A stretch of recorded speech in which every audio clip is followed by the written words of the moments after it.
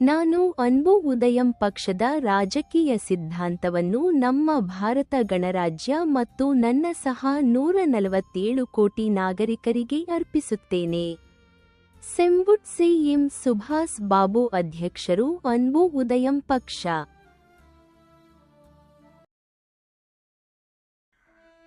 ಆದ್ದರಿಂದ ಆಡಳಿತ ಪಕ್ಷವು ಅನ್ಬು ಉದಯಂ ಕಚ್ಚಿಯ ಮೇಲೆ ಈ ರೀತಿಯ ದೌರ್ಜನ್ಯ ಎಸಗಿದೆ ಏಕೆಂದರೆ ಈ ಪಕ್ಷಗಳು ಕೇಂದ್ರ ಸಂಸತ್ತು ಮತ್ತು ರಾಜ್ಯ ಶಾಸಕಾಂಗವನ್ನು ಪಕ್ಷದ ಸ್ಥಾನಮಾನದಲ್ಲಿ ಇರಿಸಿಕೊಂಡ ನಂತರ ಸರ್ಕಾರದಲ್ಲಿದ್ದರೂ ಸಹ ಅವರ ರಾಜಕೀಯವು ಸರ್ಕಾರದ ಇತರ ರಚನೆಗಳಿಂದ ಸಂಪೂರ್ಣವಾಗಿ ಆಡಳಿತಾತ್ಮಕವಾಗಿ ಪ್ರಭಾವಿತವಾಗಿರುತ್ತದೆ.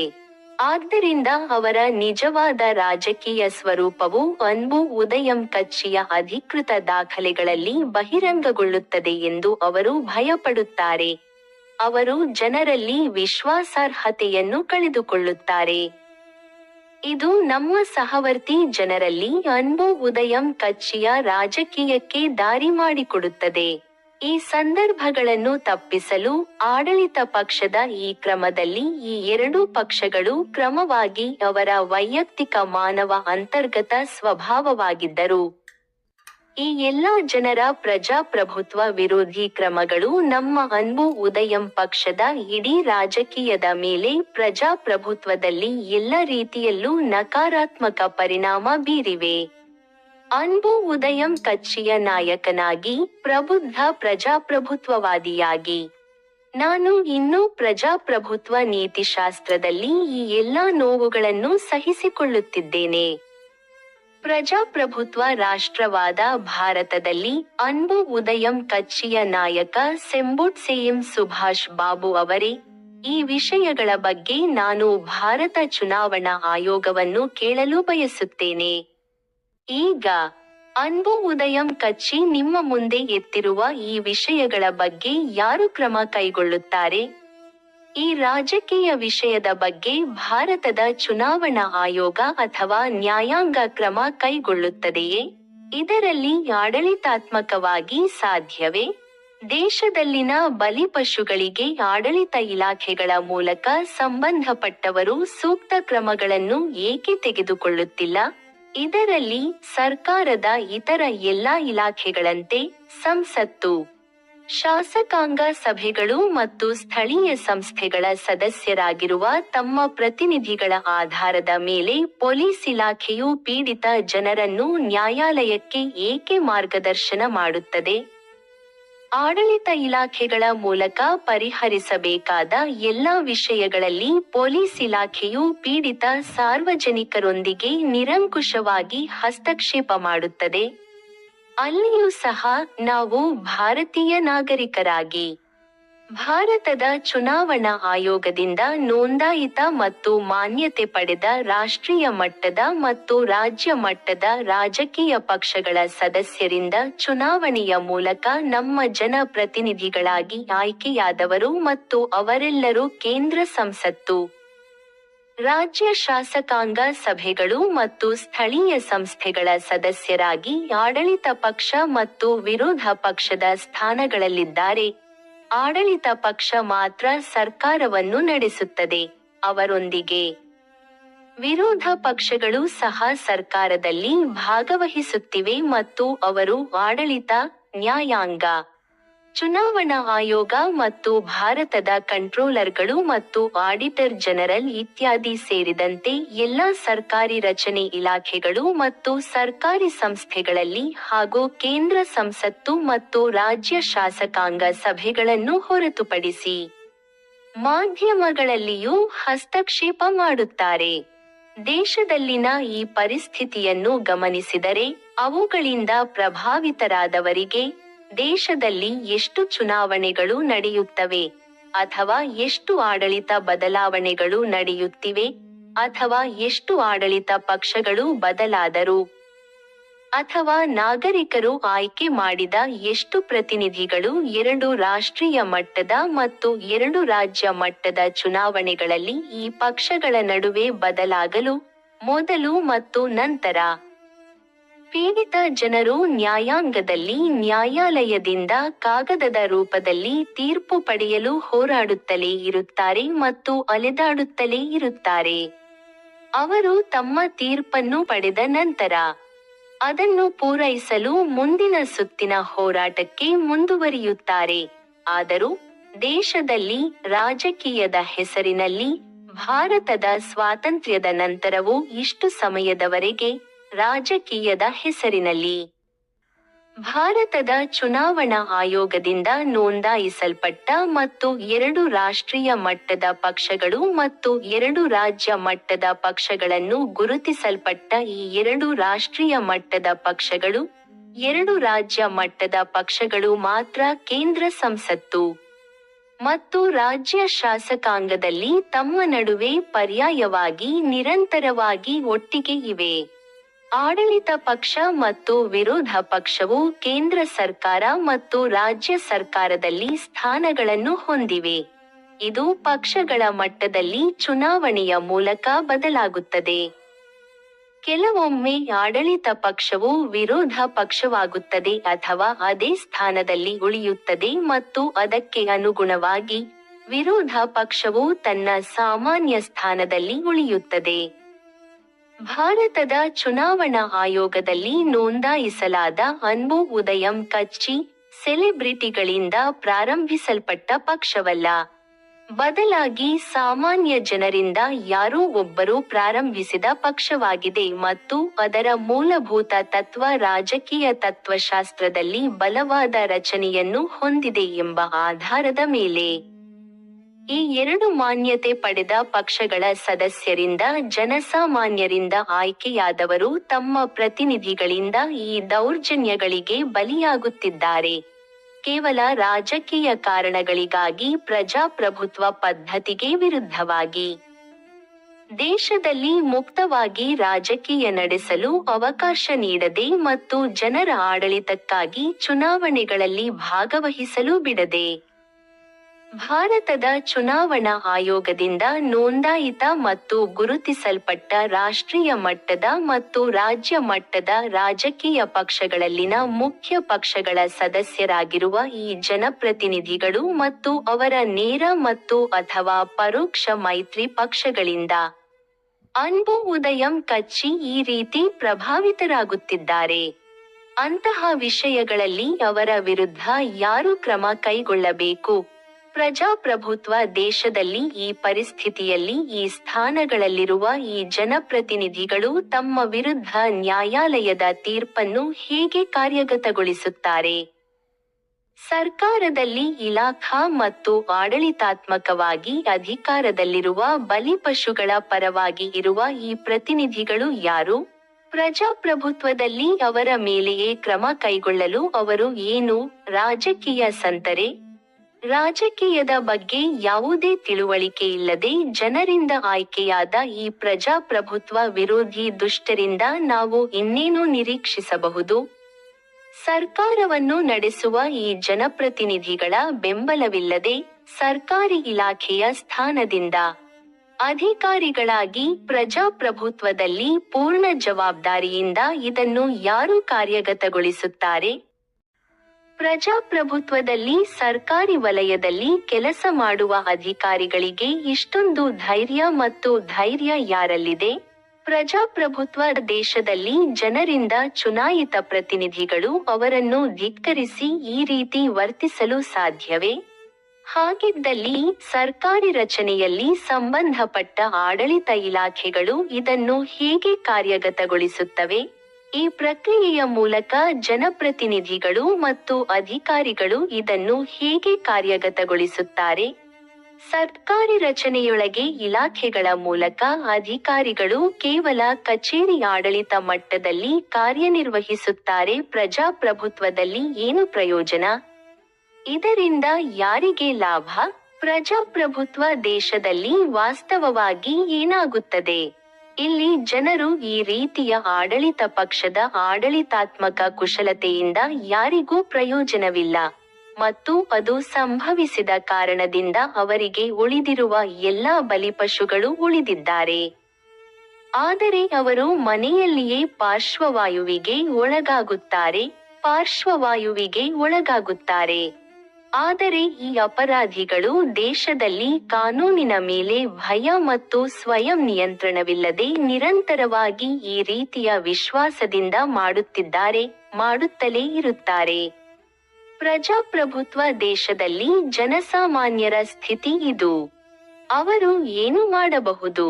ಈ ರೀತಿಯ ಸಂದರ್ಭಗಳನ್ನು ನೋಡಿ ಅನ್ಬು ಉದಯಂ ಕಚ್ಚಿ ಸರ್ಕಾರದಲ್ಲಿ ಇದನ್ನು ಪರಿಹರಿಸಲು ರಾಜಕೀಯಕ್ಕೆ ಪ್ರವೇಶಿಸಿದರು.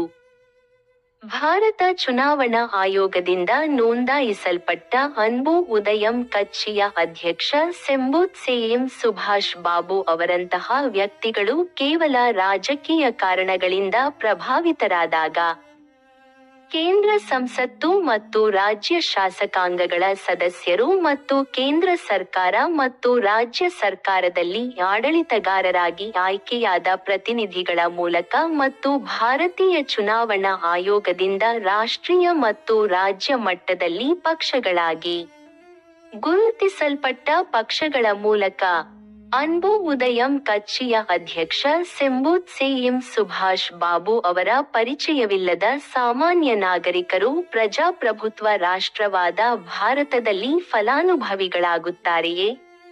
ಪ್ರಜಾಪ್ರಭುತ್ವ ರಾಷ್ಟ್ರವಾದ ಭಾರತದಲ್ಲಿ ಪ್ರಸಿದ್ಧಿಯಿಲ್ಲದ ಮತ್ತು ಪರಿಚಯವಿಲ್ಲದ ಸಾಮಾನ್ಯ ನಾಗರಿಕನಿಗೆ ಇಂತಹ ವಿಷಯಗಳು ನಿರಂತರವಾಗಿ ಸಂಭವಿಸುತ್ತಿದ್ದರೆ, ಪ್ರಜಾಪ್ರಭುತ್ವದಲ್ಲಿ ಇಂತಹ ರಾಜಕೀಯ ಸಮಸ್ಯೆಗಳಿಗೆ ಯಾವುದೇ ಆಡಳಿತಾತ್ಮಕ ಪರಿಹಾರವಿದೆಯೇ?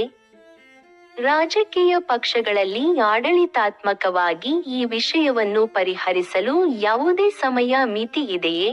ರಾಜಕೀಯದಲ್ಲಿ ಅಂತಹ ವಿಷಯಗಳನ್ನು ಪರಿಹರಿಸಲು ಅಂತ್ಯವಿದೆಯೇ? ಭಾರತ ಚುನಾವಣಾ ಆಯೋಗದಲ್ಲಿ ನೋಂದಾಯಿತ ಪಕ್ಷವಾಗಿರುವ ಅನ್ಬು ಉದಯಂ ಕಚ್ಚಿ ಈ ಎಲ್ಲಾ ಪ್ರಶ್ನೆಗಳನ್ನು ನಿಮ್ಮ ಚುನಾವಣಾ ಆಯೋಗದ ಮುಂದೆ ಇಡಲಾಗಿದೆ. 1950ರ ಭಾರತೀಯ ಸಾಂವಿಧಾನಿಕ ಮತ್ತು 1951ರ ಜನತಾ ಪ್ರಾತಿನಿಧ್ಯ ಕಾಯ್ದೆಯ ಪ್ರಕಾರ ಈ ವಿಷಯಗಳಿಗೆ ಸಂಬಂಧಿಸಿದಂತೆ ಅನ್ಬು ಉದಯಂ ಕಚ್ಚಿ ಎತ್ತಿರುವ ಈ ಪ್ರಶ್ನೆಗಳಿಗೆ ಭಾರತದ ಚುನಾವಣಾ ಆಯೋಗವು ಯಾವುದೇ ಉತ್ತರಗಳನ್ನು ಹೊಂದಿದೆಯೇ? ಭಾರತೀಯ ಚುನಾವಣಾ ಆಯೋಗದ ಕಚೇರಿ ಮಟ್ಟದಲ್ಲಿ ಪಕ್ಷಗಳನ್ನು ನೋಂದಾಯಿಸುವುದು ಮತ್ತು ಈ ಪಕ್ಷಗಳಿಗೆ ಕ್ಷೇತ್ರದಲ್ಲಿ ಚುನಾವಣೆಗಳನ್ನು ನಡೆಸುವುದು. ಆದ್ದರಿಂದ ಈ ನಿಟ್ಟಿನಲ್ಲಿ ಈ ಕಾರ್ಯಗಳನ್ನು ನಿರ್ವಹಿಸುತ್ತಿರುವ ಭಾರತದ ಚುನಾವಣಾ ಆಯೋಗವು ಭಾರತದ ಚುನಾವಣಾ ಆಯೋಗದಲ್ಲಿ ನೋಂದಾಯಿಸಲಾದ ಪಕ್ಷವಾದ ಅನ್ಬು ಉದಯಂ ಕಚ್ಚಿಯಿಂದ ಈ ಪ್ರಶ್ನೆಗಳಿಗೆ ಸರಿಯಾದ ಉತ್ತರವನ್ನು ಭಾರತದ ಸುಪ್ರೀಂ ಕೋರ್ಟ್ನ ಸಂವಿಧಾನ ಪೀಠದಿಂದ ಪಡೆಯಬೇಕೆಂದು ಮತ್ತು ಪಕ್ಷದ ನಾಯಕ ಮತ್ತು ಭಾರತ ಗಣರಾಜ್ಯದ 147 ಕೋಟಿ ಜನರ ಸಾಮಾನ್ಯ ನಾಗರಿಕ ಸೆಂಬೂತ್ಸೇಎಂ ಸುಭಾಷ್ ಬಾಬು ಅವರಿಗೆ ಆಡಳಿತಾತ್ಮಕ ಮತ್ತು ಅಧಿಕೃತ ರೀತಿಯಲ್ಲಿ ತಿಳಿಸಬೇಕೆಂದು ನಾನು ವಿನಂತಿಸುತ್ತೇನೆ. ಪ್ರಜಾಪ್ರಭುತ್ವ ರಾಷ್ಟ್ರವಾದ ಭಾರತದಲ್ಲಿ ನಮ್ಮ ಹಿಂದಿನ ಅನ್ಬು ಉದಯಂ ಕಚ್ಚಿಯ ರಾಜಕೀಯ ಪ್ರಯಾಣದಲ್ಲಿ ಇಂತಹ ಕೆಟ್ಟ ವಿಷಯಗಳು ಸಂಭವಿಸಿವೆ. ಇದು ಕೇವಲ ಸಂಬಂಧಪಟ್ಟ ವ್ಯಕ್ತಿಗೆ ಮಾತ್ರ ಅವರ ಸ್ವಂತ ಮಟ್ಟದಲ್ಲಿನ ವೈಯಕ್ತಿಕ ಮನೆಯ ಸಮಸ್ಯೆಯೇ? ಅಥವಾ ಇದು ರಾಷ್ಟ್ರೀಯ ಮಟ್ಟದ ದೇಶದ ಸಮಸ್ಯೆಯೇ? ಅಥವಾ ಇದು ಒಂದು ಸಮಸ್ಯೆಯಲ್ಲವೇ?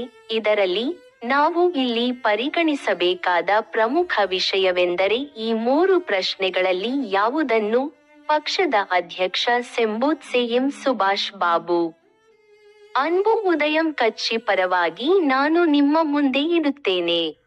ಆಡಳಿತ ಪಕ್ಷ ಮತ್ತು ಎದುರಾಳಿ ಪಕ್ಷದಿಂದ ಮತ್ತು ಅವರ ನೇರ ಮತ್ತು ಅಥವಾ ಪರೋಕ್ಷ ಮೈತ್ರಿ ಪಕ್ಷಗಳಿಂದ ನಮ್ಮ ಚುನಾಯಿತ ಜನರ ಪ್ರತಿನಿಧಿಗಳು ಕೇಂದ್ರ ಸಂಸತ್ತು ಮತ್ತು ರಾಜ್ಯ ಶಾಸಕಾಂಗಗಳ ಸದಸ್ಯರಾಗಿ ನಮ್ಮ ಸರ್ಕಾರವನ್ನು ನಡೆಸುತ್ತಾರೆಯೇ ಮತ್ತು ಸರ್ಕಾರದಿಂದ ಆಯ್ಕೆಯಾದ ಅಧಿಕಾರಿಗಳನ್ನು ಸರ್ಕಾರಿ ಇಲಾಖೆಗಳಲ್ಲಿ ಕೆಲಸ ಮಾಡುವ ಸೇವಕರಾಗಿ ಸರ್ಕಾರವಾಗಿ ವರ್ತಿಸುತ್ತಾರೆಯೇ? ಈ ವ್ಯಕ್ತಿಗಳಲ್ಲಿ ಎಲ್ಲರೂ ಅನ್ಬು ಉದಯಂ ಕಚ್ಚಿ ಈ ರಾಜಕೀಯ ದೃಷ್ಟಿಕೋನದಿಂದ ವಿಮುಖರಾಗಿದ್ದಾರೆ. ಸರ್ಕಾರದಲ್ಲಿ ಅನುಚಿತ ಆಡಳಿತಾತ್ಮಕ ರೀತಿಯಲ್ಲಿ ವರ್ತಿಸುತ್ತಿದ್ದಾರೆ. ಇದು ಪ್ರಜಾಪ್ರಭುತ್ವಕ್ಕೆ ತುಂಬಾ ಅಪಾಯಕಾರಿ. ನಾವು ಯಾವುದೇ ವಾದಗಳಿಗೆ ಅವಕಾಶವಿಲ್ಲದೆ ಉಪಪ್ರಜ್ಞೆಯಿಂದ ಗ್ರಹಿಸಬಹುದು. ಅವರು ಸರ್ಕಾರಿ ಇಲಾಖೆಯ ಮಟ್ಟದಲ್ಲಿ ಪೀಡಿತ ಜನರ ಸಮಸ್ಯೆಗಳ ಸ್ವರೂಪದಲ್ಲಿ ಆಡಳಿತಾತ್ಮಕವಾಗಿ ಸಮೀಪಿಸಬಹುದಾದವರು. ಸಂಬಂಧಪಟ್ಟ ಬಲಿಪಶುವಿನ ವಿಷಯಗಳ ಸ್ವರೂಪವನ್ನು ನಿಯಂತ್ರಿಸುವ ಕ್ರಮಗಳಲ್ಲಿ ಮಾತ್ರ ತೊಡಗಿಸಿಕೊಂಡಿದ್ದಾರೆ. ನಾವು ವಿಷಯಗಳನ್ನು ಪ್ರತ್ಯೇಕವಾಗಿ ನೋಡಿದಾಗ, ಅವು ಸರ್ಕಾರಿ ಇಲಾಖೆಗಳಲ್ಲಿದ್ದು ಆಡಳಿತಾತ್ಮಕವಾಗಿ ಕ್ರಮ ಕೈಗೊಳ್ಳಬಹುದಾದ ವಿಷಯಗಳಲ್ಲಿ ಹೊಣೆಗಾರರಾಗಿರುತ್ತವೆ. ಆದರೆ ಅವರು ಹಾಗೆ ವರ್ತಿಸಲಿಲ್ಲ, ಹಾಗೆ ವರ್ತಿಸುವುದಿಲ್ಲ. నా వ్యక్తిగత జీవితంలో మరియు రాజకీయ కార్యకలాపాలలో నేను నిజాయితీగా ఉండటం వల్లనే ఈ విషయాలన్నింటినీ ఇక్కడ ధైర్యంగా బహిరంగంగా మీకు అందించగలుగుతున్నాను. నేను రాజకీయాల్లో విలువైన వ్యక్తిని కాదు. నేను రాజకీయాల్లోకి ప్రవేశించిన తర్వాత అధికార పార్టీ వారు కూడా నాపై ధర నిర్ణయించారు. 2009 కంబం శాసనసభ నియోజకవర్గ ఉప ఎన్నికలో నేను అన్బు ఉదయం అనే నా వ్యక్తిగత రాజకీయ గుర్తింపులో అన్బు ఉదయం ప్రజా అభ్యర్థిగా ఎన్నికల్లో పోటీ చేసినప్పుడు, నేను ఆగస్టు 4, 2009 నుండి ఆగస్టు 16, 2009 వరకు కంబం నియోజకవర్గంలో పూర్తి స్థాయిలో నా ఎన్నికల ప్రచారంలో ఉన్నాను. ఈ రోజుల్లో ఒకరోజు ఒక వార్తా విలేకరి నా దగ్గరకు వచ్చి, అధికార పార్టీ ద్రవిడ మున్నేత్ర కళగం డిఎంకే పార్టీ నాయకుడు శ్రీ ఎం కరుణానిధి కొడుకును కలవడానికి నేను ఏర్పాట్లు చేస్తాను. అతను కుంభం నియోజకవర్గంలోనే ఉన్నాడు. మీరు అతన్ని కలుస్తున్నారా? నేను మిమ్మల్ని అక్కడికి తీసుకెళ్తాను అని అడిగాడు మరియు నేను ఆ సమావేశాన్ని అంగీకరించడానికి నిరాకరించాను. ఆ తర్వాత 2014 భారత పార్లమెంటరీ సార్వత్రిక ఎన్నికలకు ముందు పార్టీ మహిళా సభ్యులతో అన్బు ఉదయం కచ్చి తరపున అన్బు ఉదయం హోలీ బుక్ ఆఫ్ పాలిటిక్స్ పుస్తక ఆవిష్కరణ కార్యక్రమం ఫిబ్రవరి 27, 2014న చెన్నైలోని శ్రీ అలమేలు మంగ కళ్యాణ మండపంలో చాలా బాగా జరిగింది. నేను మా పార్టీ అన్బు ఉదయం కచ్చి సభ్యులు మరియు ఆఫీస్ బేరర్లతో అక్కడ ఉండగా, నాతో 2 నిమిషాలు మాట్లాడి, నా మొబైల్ నంబర్ను నోట్ చేసుకున్న తర్వాత అక్కడికి వచ్చిన వారిలో ఒకరు.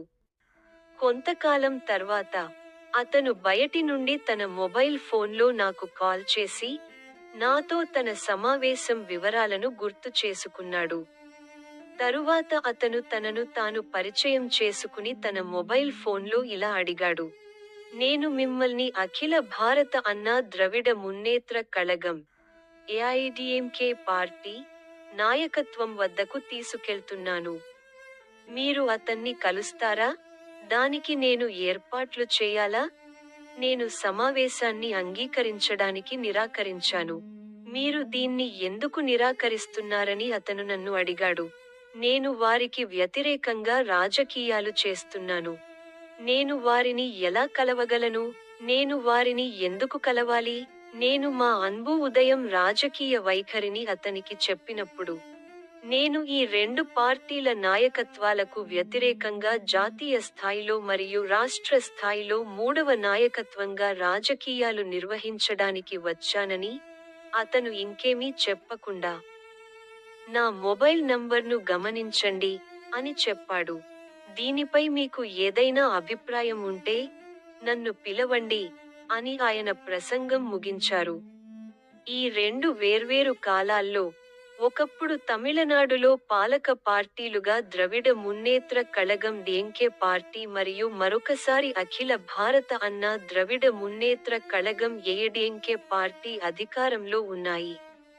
ఈ సమయంలో అధికారంలో ఉన్న ప్రముఖ పార్టీలు నా రాజకీయాలకు గొప్ప మూల్యం చెల్లించడానికి ముందుకు వచ్చాయి. నేను నా రాజకీయాలను నిజాయితీగా నిర్వహించాను మరియు నా ఎన్నికల రంగంలో నిజాయితీగా పోటీ చేసి ఎన్నికల ప్రచారం చేశాను. ఈ ఇప్పుడు కూడా నా దారిలో వచ్చే అవకాశాలను వదులుకోవడం ద్వారా నేను రాజకీయాల్లో ఉన్నాను. నా రాజకీయాలలో ప్రతి దశలో నాతో ఉన్న ప్రధాన కార్యదర్శి శ్రీ ఎస్ మోహన్. మీ రాజకీయాల్లో వచ్చే ఈ అవకాశాలను మీరు ఎందుకు ఉపయోగించుకోకూడదు? మీరు ఎందుకు ఇలా తిరస్కరించారు అని అడిగినప్పుడు, దీనికి సంబంధించిన విషయాలలో నాకు ఏమీ తెలియనట్లుగా నేను అతనితో, వారు నన్ను ఎందుకు చూడాలని అంటున్నారు? వారికి నాతో ఉమ్మడిగా ఏమి సంబంధం ఉంది అని అన్నాను. దీనికి అతను, ఇంకెందుకు? వాళ్ళు నీకు 2 సూట్ కేసులు చాలా డబ్బు ఇస్తారు. వాళ్ళు నీకు ఒక కారు ఇస్తారు. నువ్వు దాన్ని కొనుక్కోవాలి. అంతే. ఇదంతా నీకు కంఫర్ట్ అవుతుందా? సరియైనదా? ఇది తప్ప నీకు ఇంకేం కావాలి? మరియు అతను మళ్ళీ నన్ను అడిగాడు. ఇక్కడ అందరూ రాజకీయాల్లో అలాగే ఉన్నారు. నువ్వు ఎందుకు వద్దు అని అంటున్నావు? అందరూ, రాజకీయాలు అంటే ఇలాగే అని అనుకుంటారు. అందరూ రాజకీయ నాయకులు, రాజకీయాలు ఇలాగే అని అనుకుంటారు. నేను అన్నీ చూశాను. రాజకీయాల్లో అందరూ అలాగే ఉంటారు. కానీ నేను రాజకీయాల్లో అలా ఉండను. నాకు అలాంటి రాజకీయాలు ఏమీ వద్దు. నేను ఇలాంటి రాజకీయాల్లో నిజాయితీగా ఉంటాను. నా రాజకీయాలను ఇలాగే నిర్వహిస్తాను అని నేను అతనితో అన్నాను. ಆ ಕ್ಷಣದಲ್ಲಿ ಅಧ್ಯಕ್ಷರಾದ ನಾನು ಮತ್ತು ನಮ್ಮ ಪ್ರಧಾನ ಕಾರ್ಯದರ್ಶಿ ನಡುವೆ ಯಾವುದೇ ವಿವಾದಾತ್ಮಕ ಅನಗತ್ಯ ಮಾತುಕತೆಗಳಿಲ್ಲದೆ ಸಂಭಾಷಣೆ ನಡೆಯುತ್ತಿತ್ತು. ನಂತರ ನಾನು ಮುಂದುವರಿಸಿದೆ. ಯಾರಾದರೂ ಒಂದು ವ್ಯವಹಾರ ಮಾಡಿದರೆ ಅವನು ಅದರಲ್ಲಿ ಉದ್ಯಮಿಯಾಗಿರಬೇಕು. ಯಾರಾದರೂ ರಾಜಕೀಯ ಮಾಡಿದರೆ ಅವನು ಅದರಲ್ಲಿ ರಾಜಕಾರಣಿಯಾಗಿರಬೇಕು. ಈ ರಾಜಕೀಯವನ್ನು ನಾವು ಇಲ್ಲಿ ಆ ವ್ಯವಹಾರದೊಂದಿಗೆ ಬೆರೆಸಬಾರದು. ಇದು ಎರಡೂ ವಿಷಯಗಳನ್ನು ಸಂಪೂರ್ಣವಾಗಿ ಹಾಳು ಮಾಡುತ್ತದೆ.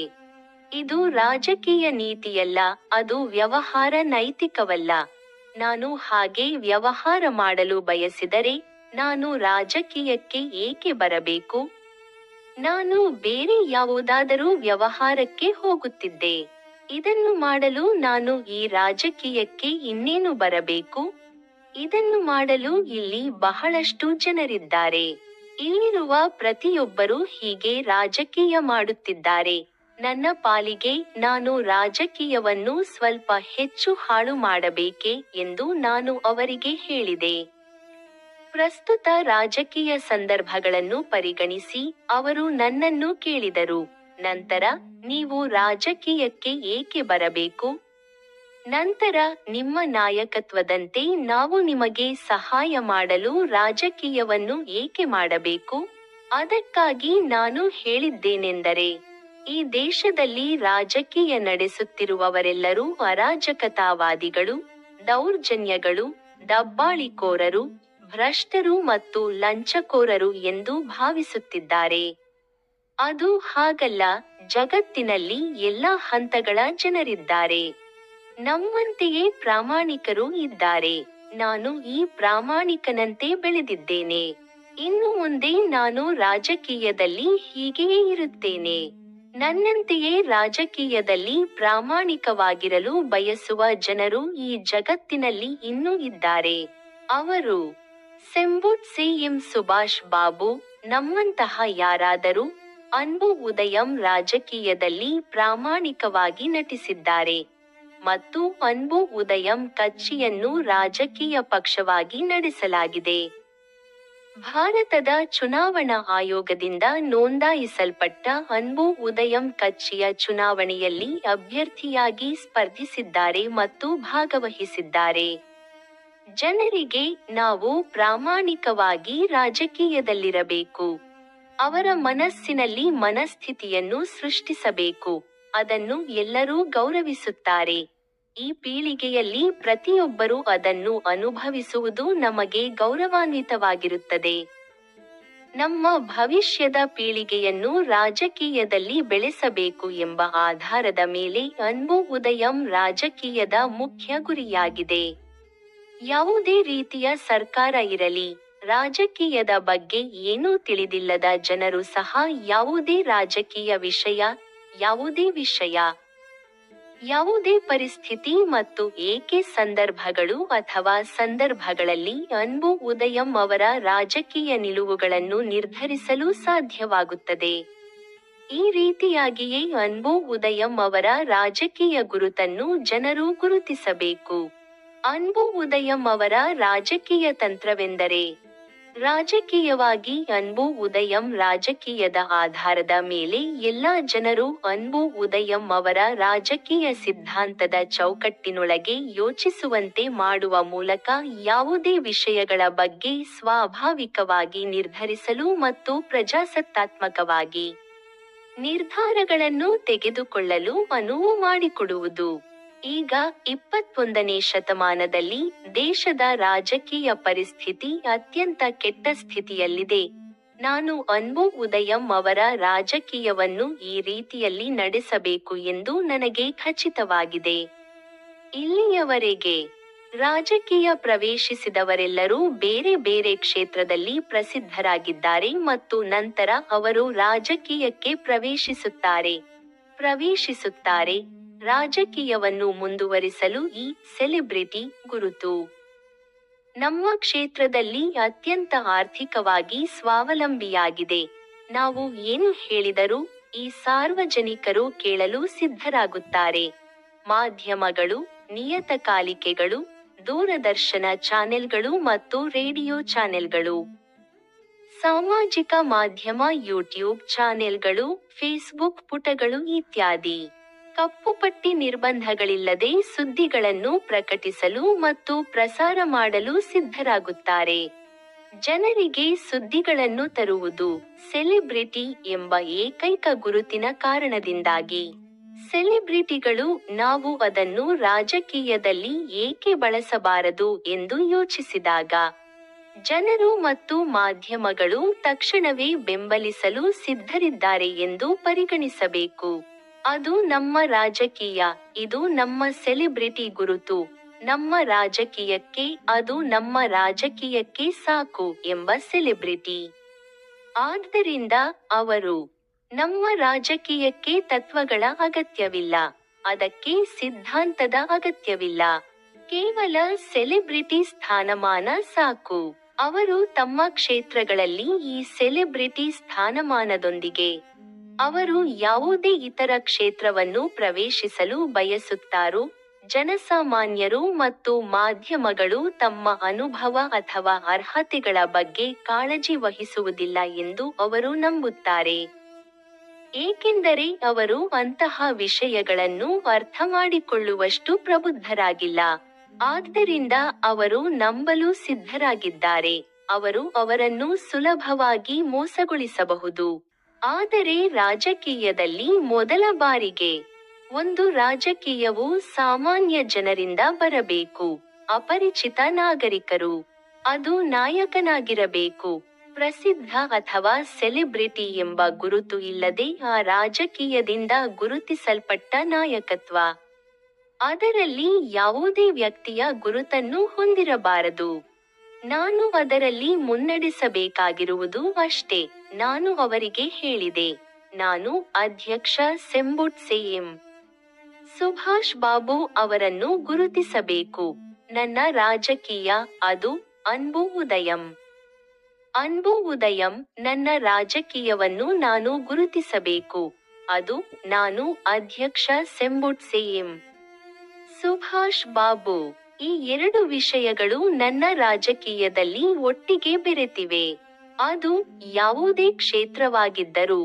ಪ್ರಜಾಪ್ರಭುತ್ವ ದೇಶದಲ್ಲಿ ಆಡಳಿತ ಎಂದರೇನು, ರಾಜಕೀಯದಲ್ಲಿ ಮತ್ತು ಸರ್ಕಾರದಲ್ಲಿ ಪ್ರಾಮಾಣಿಕ ಜನರನ್ನು ಹೊಂದಿರುವುದು ಎಷ್ಟು ದೊಡ್ಡ ಶಕ್ತಿ ಎಂದು ಎಲ್ಲಾ ಹಂತಗಳ ಜನರು ತಿಳಿದುಕೊಳ್ಳಬೇಕು.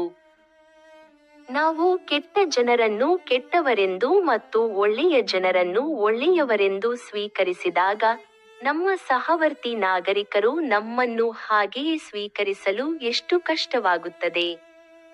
ವಿಶೇಷವಾಗಿ ನಾವು ಪ್ರಾಮಾಣಿಕರಾಗಿರುವಾಗ ಎಂದು ನಾನು ಪ್ರಧಾನ ಕಾರ್ಯದರ್ಶಿಯನ್ನು ಕೇಳಿದಾಗ, ಅವರು ಉತ್ತರಿಸಿದರು, ಈ ಯುಗದಲ್ಲಿ ಇದು ಸಾಧ್ಯವೇ? ಜನರು ಇದನ್ನು ಅರ್ಥಮಾಡಿಕೊಳ್ಳುತ್ತಾರೆಯೇ? ವಿಶೇಷವಾಗಿ ಇಂದಿನ ಈ ರಾಜಕೀಯ ವಾತಾವರಣದಲ್ಲಿ? ನಿಮಗೆ ರಾಜಕೀಯದಲ್ಲಿ ಯಾವುದೇ ಪ್ರಯೋಜನವಿಲ್ಲ. ನೀವು ಅಂತಹ ರಾಜಕೀಯವನ್ನು ನಡೆಸುವುದರಿಂದ ಯಾರಿಗಾದರೂ ಏನು ಪ್ರಯೋಜನ? ನೀವು ಅದರಿಂದ ಪ್ರಯೋಜನ ಪಡೆಯುವುದಿಲ್ಲ. ಅನ್ಬು ಉದಯಂ ಅವರ ರಾಜಕೀಯದ ಬಗ್ಗೆ ತಿಳಿದುಕೊಂಡು ನಾವು ಪ್ರಾಮಾಣಿಕರಾಗಿರಬೇಕು ಎಂದು ಜನರು ಯೋಚಿಸಲು ಪ್ರಾರಂಭಿಸಿದಾಗ, ನಾವು ಅವರನ್ನು ಅನ್ಬು ಉದಯಂ ರಾಜಕೀಯದಲ್ಲಿ ಬಳಸಿಕೊಂಡಿಲ್ಲ. ನಾವು ಅವರನ್ನು ರಾಜಕೀಯದಿಂದ ದೂರವಿಟ್ಟೆವು ಎಂದು ಅವರು ಭಾವಿಸಿದಾಗಲೆಲ್ಲ, ಜನರು ರಾಜಕೀಯದ ಬಗ್ಗೆ ಯೋಚಿಸುವಾಗಲೆಲ್ಲ, ಅದು ಅವರೊಳಗೆ ಉದ್ವಿಗ್ನತೆ ಮತ್ತು ಅಪರಾಧ ಪ್ರಜ್ಞೆಯನ್ನು ಉಂಟುಮಾಡುತ್ತದೆ. ಅದು ಅನ್ಬು ಉದಯಂ ಅವರ ರಾಜಕೀಯ ಸಾಧನೆ, ಯಶಸ್ಸು. ನಾನು ಅವರಿಗೆ ಹೇಳಬಲ್ಲೆ. ನಾನು ಇಂದು ಪ್ರಜಾಪ್ರಭುತ್ವ ದೇಶದಲ್ಲಿ ರಾಜಕೀಯ ಮಾಡಬಲ್ಲ ರಾಜಕಾರಣಿಯಾಗಿ ಅನ್ಬು ಉದಯಂ ಕಚ್ಚಿಯ ಅಧ್ಯಕ್ಷನಾಗಿದ್ದರೂ, ರಾಜಕೀಯ ನೀತಿ ಅಥವಾ ದೃಷ್ಟಿಕೋನವಾಗಿ ಅಲ್ಲ. ಬದಲಾಗಿ ವ್ಯಕ್ತಿಯ ರಾಜಕೀಯ ನೀತಿಯ ದೃಷ್ಟಿಕೋನದಿಂದ ಅನ್ಬು ಉದಯಂ ಅವರ ರಾಜಕೀಯದ ಬಗ್ಗೆ ಪ್ರಧಾನ ಕಾರ್ಯದರ್ಶಿಯೊಂದಿಗೆ ಮಾತನಾಡಿದ್ದು ನನಗೆ ಸರಿ ಎನಿಸುತ್ತಿಲ್ಲ. ಆ ಸಮಯದಲ್ಲಿ ನನ್ನ ಉಪಪ್ರಜ್ಞೆ ಮನಸ್ಸಿನಲ್ಲಿ ಏನಿತ್ತು ಎಂಬುದನ್ನು ಪಕ್ಷದ ಪ್ರಧಾನ ಕಾರ್ಯದರ್ಶಿಗೆ ಹೇಳಲು ನಾನು ಹಿಂಜರಿದಾಗ, ಅವರು, ನಾವು ಇಲ್ಲಿ ಇಲ್ಲದಿದ್ದಾಗ ಅನ್ಬು ಉದಯಂ ಹೀಗಿದ್ದರು. ಅದರ ಬಗ್ಗೆ ಹೇಳುವುದಾದರೆ, ಹಾಗಾದರೆ ಏನು ಎಂದು ಹೇಳಿದರು ಮತ್ತು ತಮ್ಮ ವಾಕ್ಯವನ್ನು ಮುಗಿಸದೆ, ಈ ವಿಷಯದ ಬಗ್ಗೆ ಅವರ ಮಾನಸಿಕ ತೊಂದರೆಯಿಂದಾಗಿ ಅನ್ಬು ಉದಯಂ ಅವರ ಪಕ್ಷದ ನಾಯಕನಾದ ನನ್ನ ಬಗ್ಗೆ ಅವರು ತೀವ್ರ ವಿಷಾದ ವ್ಯಕ್ತಪಡಿಸಿದರು. ನಾನು ಪ್ರಧಾನ ಕಾರ್ಯದರ್ಶಿಯನ್ನು ಕೇಳಿದೆ, ನಾನು ಈಗ ನಿಮಗೆ ಏನಾದರೂ ಹೇಳಬಹುದೇ? ಅದಕ್ಕಾಗಿ ಅವರು ಮತ್ತೆ ಚಿಂತೆಯಿಂದ ನನ್ನನ್ನು ನೋಡಿದರು. ಈಗ ಈ ಕ್ಷಣದಲ್ಲಿ ನಾನು ಪ್ರಾಮಾಣಿಕ ರಾಜಕಾರಣಿಯಾಗಿದ್ದರು. ಪ್ರಜಾಪ್ರಭುತ್ವವಾದಿಯಾಗಿ ರಾಜಕೀಯದಲ್ಲಿ ಯಾರಿಂದಲೂ ರಾಜಕೀಯ ವೈಫಲ್ಯ ಎಂದು ಕಾಣಲು ಬಯಸುವುದಿಲ್ಲ ಮತ್ತು ರಾಜಕೀಯದಲ್ಲಿ ನನ್ನನ್ನು ಹಾಗೆ ಗುರುತಿಸಲು ಬಯಸುವುದಿಲ್ಲ ಎಂದು ನಾನು ನಿರ್ಧರಿಸಿದೆ. ಆದ್ದರಿಂದ ಆಗ ನಾನು ನಮ್ಮ ಅನ್ಬು ಉದಯಂ ಕಚ್ಚಿಯ ನಾಯಕ ಸೆಂಬುಟ್ಸೆ ಎಂ. ಸುಭಾಷ್ ಬಾಬು ನನ್ನ ಸುಪ್ತ ಮನಸ್ಸಿನಲ್ಲಿ ಸಮಗ್ರ ರಾಜಕಾರಣಿಯಾಗಿರಲು ತೆಗೆದುಕೊಂಡ ರಾಜಕೀಯ ನಿರ್ಧಾರವನ್ನು ನಮ್ಮ ಪಕ್ಷದ ಪ್ರಧಾನ ಕಾರ್ಯದರ್ಶಿ ಶ್ರೀ ಎಸ್. ಮೋಹನ್ ಅವರಿಗೆ ಬಹಿರಂಗಪಡಿಸಿದೆ. ಏಕೆಂದರೆ ಅನ್ಬು ಉದಯಂ ಕಚ್ಚಿಯ ಅಧ್ಯಕ್ಷರೊಂದಿಗೆ ಹಲವು ವರ್ಷಗಳನ್ನು ಕಳೆದು, ಸಾಕಷ್ಟು ಹಣವನ್ನು ಖರ್ಚು ಮಾಡಿ, ಈ ರಾಜಕೀಯದಲ್ಲಿ ತೊಡಗಿಸಿಕೊಂಡು, ಚುನಾವಣೆಗಳಲ್ಲಿ ಭಾಗವಹಿಸಿ, ಸರ್ಕಾರಗಳಿಗೆ ಹಲವು ಪತ್ರಗಳನ್ನು ಬರೆದ ನಂತರ, ನಮ್ಮ ಎಲ್ಲಾ ಕಠಿಣ ಪರಿಶ್ರಮವು ಅವರ ಕಾರಣದಿಂದಾಗಿ ವ್ಯರ್ಥವಾಗಿದೆ. ಅವರು ರಾಜಕೀಯಕ್ಕೆ ಬಂದದ್ದು ನಮ್ಮ ಸಮಯ, ಹಣ ಮತ್ತು ಜೀವನವನ್ನು ವ್ಯರ್ಥ ಮಾಡಲು ಮಾತ್ರವೇ?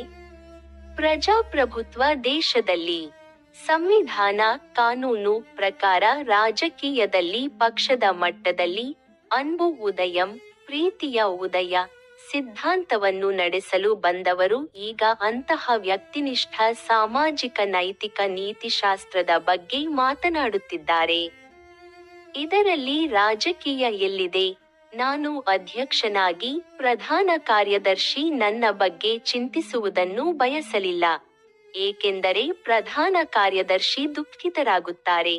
ನಾವು ರಾಜಕೀಯ ಕ್ಷೇತ್ರಕ್ಕೆ ಪ್ರವೇಶಿಸಲು ಮತ್ತು ಅದನ್ನು ದೀರ್ಘಕಾಲ ನಡೆಸಲು ಹಲವು ಆರ್ಥಿಕ ತೊಂದರೆಗಳ ನಡುವೆ ಹೋರಾಡಿದ ನಂತರ ಮತ್ತು ಚುನಾವಣೆಯಲ್ಲಿ ಸ್ಪರ್ಧಿಸಿದ ನಂತರ, ಕೊನೆಯಲ್ಲಿ ಅದೆಲ್ಲವೂ ವ್ಯರ್ಥವಾಯಿತು ಎಂದು ಯೋಚಿಸುತ್ತಾ, ಈಗ ನನ್ನ ಹೃದಯದ ಆಳದಿಂದ ನನ್ನ ರಾಜಕೀಯ ಆಲೋಚನೆಗಳನ್ನು ಅವರಿಗೆ ವ್ಯಕ್ತಪಡಿಸುವುದು ಅಗತ್ಯವೆಂದು ನಾನು ಭಾವಿಸಿದೆ.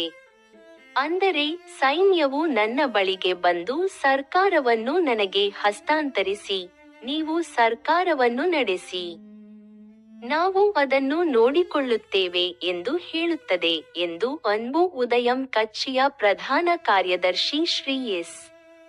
ಮೋಹನ್ ಅವರಿಗೆ ನಾನು ಅನ್ಬು ಉದಯಂ ಕಚ್ಚಿಯ ನಾಯಕ ಸೆಂಬುಟ್ಸೆ ಎಂ. ಸುಭಾಷ್ ಬಾಬು ಹೇಳಿದಾಗ ಅವರು ಒಂದು ಕ್ಷಣ ದಿಗ್ಭ್ರಮೆಗೊಂಡರು. ಮರುಕ್ಷಣವೇ ಅವರು, ಭಾರತ, ಇದು ಪ್ರಜಾಪ್ರಭುತ್ವ ದೇಶ, ಇಲ್ಲಿ ಇದು ಸಾಧ್ಯವೇ ಎಂದು ಕೇಳಿದರು. ಅದಕ್ಕೆ ನಾನು, ದೇಶದಲ್ಲಿ ಆಡಳಿತಗಾರರು ಈಗ ಮಾಡುತ್ತಿರುವುದು ಪ್ರಜಾಪ್ರಭುತ್ವವೇ ಎಂದು ಕೇಳಿದೆ. ಅಷ್ಟರ ನಂತರ ನಾನು ಅವರಿಗೆ, ಅಂತಿಮವಾಗಿ ದೇಶದಲ್ಲಿ ವಿಷಯಗಳು ಹೀಗೆಯೇ ಆಗುತ್ತವೆ. ಈ ಸಂದೇಶ ಅವರಿಗೆ ಹೇಗೆ ತಲುಪುತ್ತದೆ ಎಂದು ನನಗೆ ತಿಳಿದಿಲ್ಲ. ಆದರೆ ನಾನು ಉಪಪ್ರಜ್ಞೆಯಿಂದ ಅನುಭವಿಸುವುದು ಅದನ್ನೇ ಎಂದು ಹೇಳಿದೆ.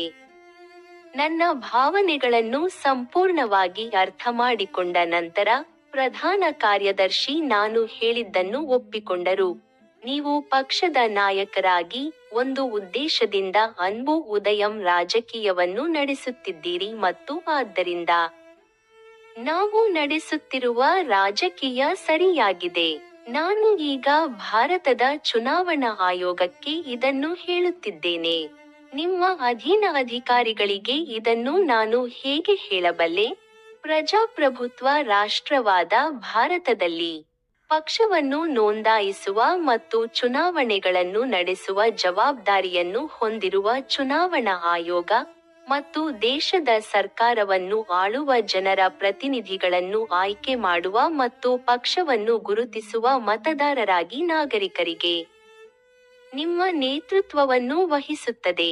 ಆದ್ದರಿಂದ ಅನ್ಬು ಉದಯಂ ಕಚ್ಚಿಯ ಸ್ಥಾಪಕ ಮತ್ತು ಅಧ್ಯಕ್ಷನಾಗಿ ನಾನು ಇದನ್ನು ನಿಮಗೆ ಮಾತ್ರ ಹೇಳಬಲ್ಲೆ.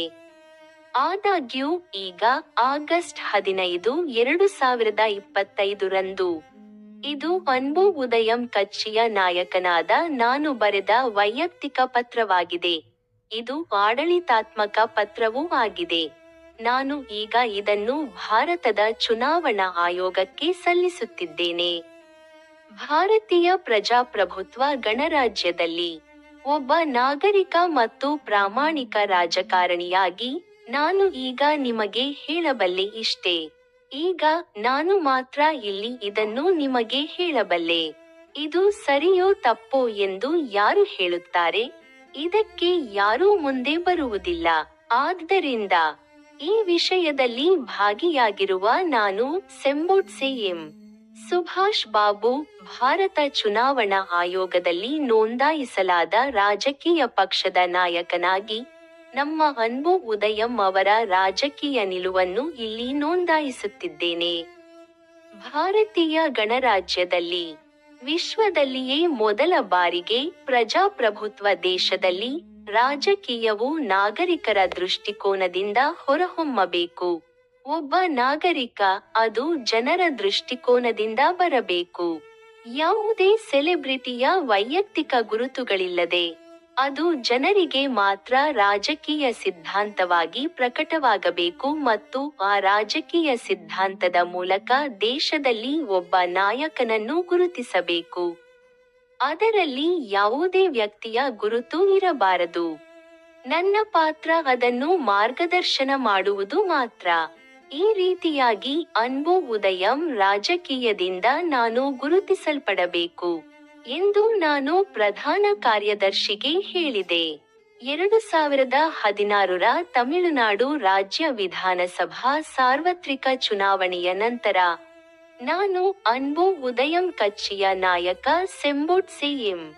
ಸುಭಾಷ್ ಬಾಬು ಮತ್ತು ಅನ್ಬು ಉದಯಂ ಕಚ್ಚಿಯ ಪ್ರಧಾನ ಕಾರ್ಯದರ್ಶಿ ಶ್ರೀ ಎಸ್. ಮೋಹನ್ ನಡುವೆ ಮೇಲೆ ತಿಳಿಸಿದ ಸಂಭಾಷಣೆಗಳು ನಡೆದವು ಎಂಬುದನ್ನು ನಾನು ಇಲ್ಲಿ ಗಮನಿಸಲು ಬಯಸುತ್ತೇನೆ.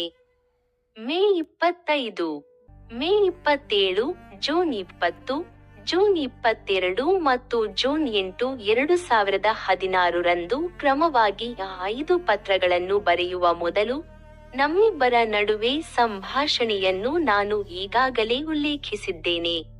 ಎಡಿಎಂಕೆ ಪಕ್ಷದ ಪ್ರಧಾನ ಕಾರ್ಯದರ್ಶಿ, ತಮಿಳುನಾಡು ರಾಜ್ಯ ವಿಧಾನಸಭೆಯಲ್ಲಿ ಆಡಳಿತ ಪಕ್ಷದ ನಾಯಕಿ ಮತ್ತು ತಮಿಳುನಾಡಿನ ಮುಖ್ಯಮಂತ್ರಿ ಸೆಲ್ವಿ ಜೆ. ಜಯಲಲಿತಾ. ತಮಿಳುನಾಡು ರಾಜ್ಯ ವಿಧಾನಸಭೆಯಲ್ಲಿ ವಿರೋಧ ಪಕ್ಷದ ನಾಯಕ ಮತ್ತು ತಿರುವರೂರು ಕ್ಷೇತ್ರದ ಶಾಸಕಾಂಗ ಸದಸ್ಯರಾದ ಡಿಎಂಕೆ ಪಕ್ಷದ ಶ್ರೀ ಎಂ ಕರುಣಾನಿಧಿ, ಭಾರತೀಯ ಕೇಂದ್ರ ಸರ್ಕಾರದ ಕಾರ್ಯಕಾರಿಣಿ ಮುಖ್ಯಸ್ಥ ಮತ್ತು ಭಾರತದ ಅಧ್ಯಕ್ಷರಾದ ಶ್ರೀ ಪ್ರಣಬ್ ಮುಖರ್ಜಿ, ಭಾರತದ ಚುನಾವಣಾ ಆಯೋಗದ ಪ್ರಧಾನ ಕಾರ್ಯದರ್ಶಿ ಮತ್ತು ಎಲ್ಲಾ ಮಾಧ್ಯಮ ನಿಯತಕಾಲಿಕೆಗಳು, ದೂರದರ್ಶನ ಮತ್ತು ರೇಡಿಯೋ ಚಾನೆಲ್ಗಳು ಸಂಸ್ಥೆಗಳು. ಅನ್ಬು ಉದಯ್ ಕಚ್ಚಿಯ ನಾಯಕನಾಗಿ ನಾನು ಅಂಬುದಯಂ ಕಚ್ಚಿಯ ರಾಜಕೀಯವನ್ನು ತಮಿಳುನಾಡು ರಾಜ್ಯ ಸರ್ಕಾರವನ್ನು ನಡೆಸುತ್ತಿರುವ ಆಡಳಿತ ಪಕ್ಷಕ್ಕೆ ವಹಿಸಲು ನಿರ್ಧರಿಸಿದ್ದೇನೆ ಎಂದು ಅನ್ಬು ಉದಯಂ ಕಚ್ಚಿಯ ಪ್ರಧಾನ ಕಾರ್ಯದರ್ಶಿಗೆ ತಿಳಿಸಿದ್ದೆ. ಅಂಬು ಉದಯಂ ನಾಗರಿಕರ ಸ್ವಂತ ರಾಜಕೀಯ